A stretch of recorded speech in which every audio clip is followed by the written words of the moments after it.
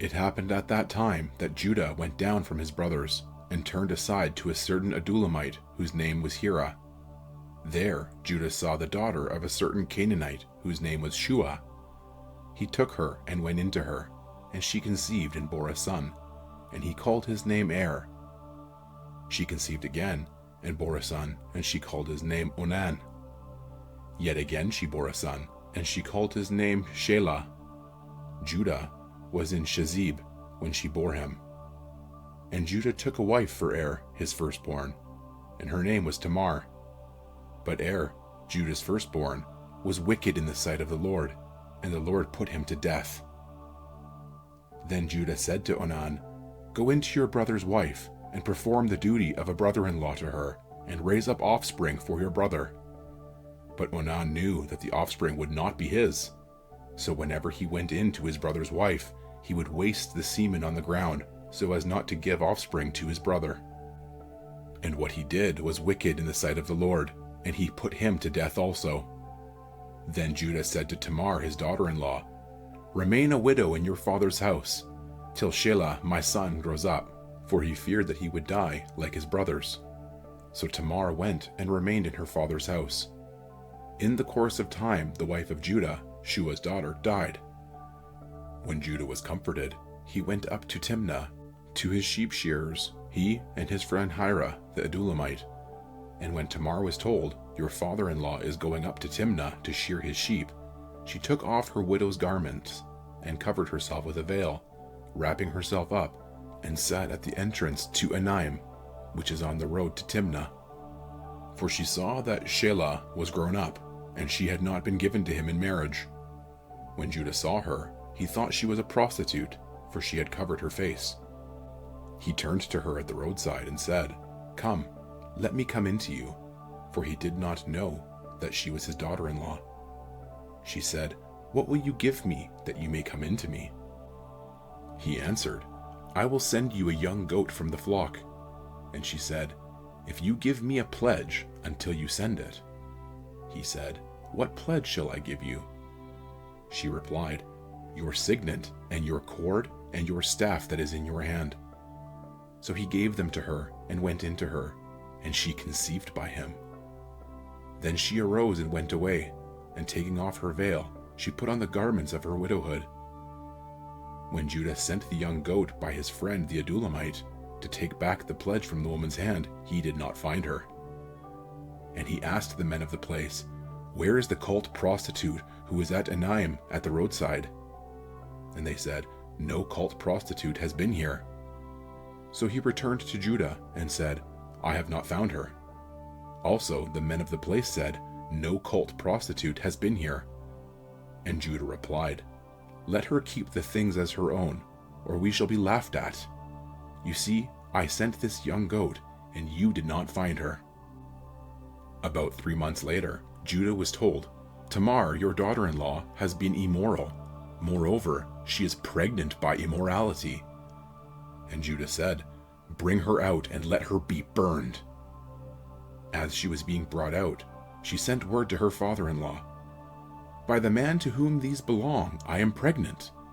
And she said, "Please identify whose these are, the signet and the cord and the staff." Then Judah identified them and said, "She is more righteous than I, since I did not give her to my son Shelah." And he did not know her again. When the time of her labor came, there were twins in her womb. And when she was in labor, one put out a hand, and the midwife took and tied a scarlet thread on his hand, saying, "This one came out first." But as he drew back his hand, behold, his brother came out. And she said, "What a breach you have made for yourself."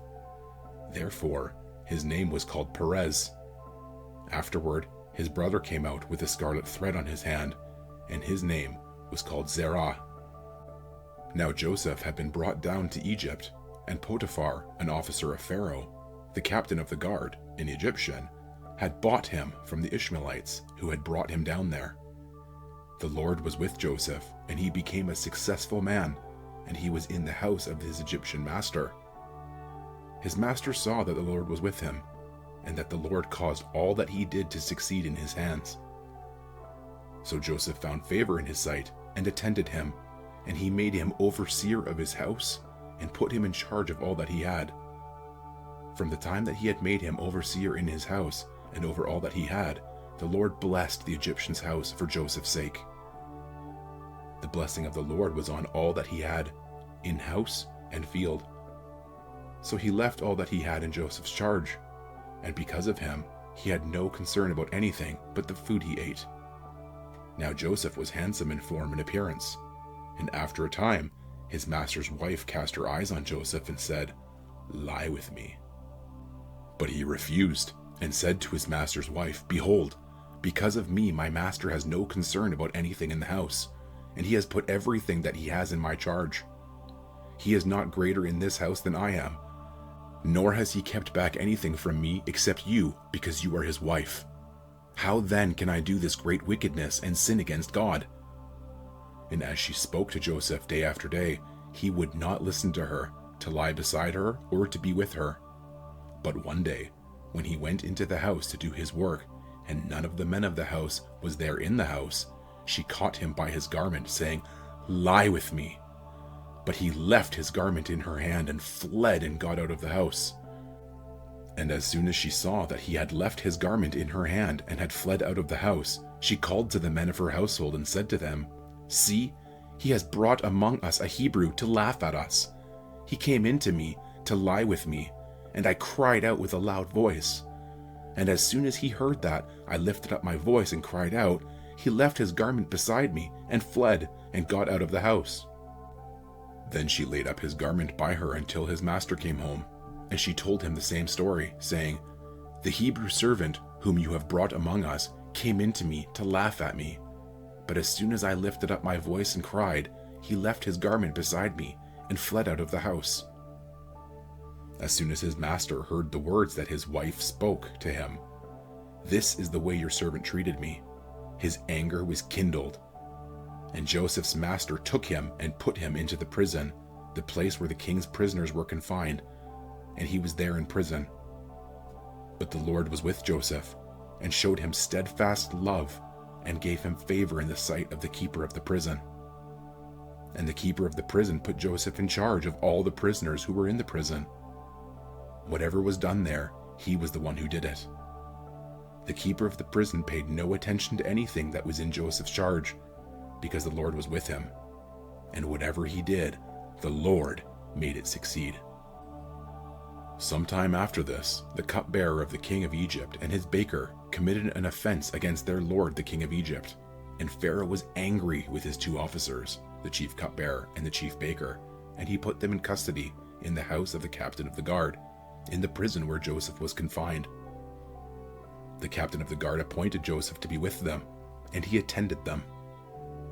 They continued for some time in custody, and one night they both dreamed, the cupbearer and the baker of the king of Egypt, who were confined in the prison, each his own dream, and each dream with its own interpretation. When Joseph came to them in the morning, he saw that they were troubled. So he asked Pharaoh's officers who were with him in custody in his master's house, "Why are your faces downcast today?" They said to him, "We have had dreams, and there is no one to interpret them." And Joseph said to them, "Do not interpretations belong to God? Please tell them to me." So the chief cupbearer told his dream to Joseph, and said to him, "In my dream there was a vine before me, and on the vine there were 3 branches. As soon as it budded, its blossoms shot forth, and the clusters ripened into grapes. Pharaoh's cup was in my hand, and I took the grapes and pressed them into Pharaoh's cup, and placed the cup in Pharaoh's hand." Then Joseph said to him, "This is its interpretation. The 3 branches are 3 days. In 3 days Pharaoh will lift up your head and restore you to your office, and you shall place Pharaoh's cup in his hand as formerly, when you were his cupbearer. Only remember me when it is well with you, and please do me the kindness to mention me to Pharaoh, and so get me out of this house. For I was indeed stolen out of the land of the Hebrews, and here also I have done nothing that they should put me into the pit." When the chief baker saw that the interpretation was favorable, he said to Joseph, I also had a dream. There were 3 cake baskets on my head, and in the uppermost basket there were all sorts of baked food for Pharaoh, but the birds were eating it out of the basket on my head." And Joseph answered and said, "This is its interpretation. The 3 baskets are 3 days. In 3 days Pharaoh will lift up your head from you and hang you on a tree, and the birds will eat the flesh from you. On the 3rd day, which was Pharaoh's birthday, he made a feast for all his servants, and lifted up the head of the chief cupbearer and the head of the chief baker among his servants. He restored the chief cupbearer to his position, and he placed the cup in Pharaoh's hand. But he hanged the chief baker, as Joseph had interpreted to them. Yet the chief cupbearer did not remember Joseph, but forgot him.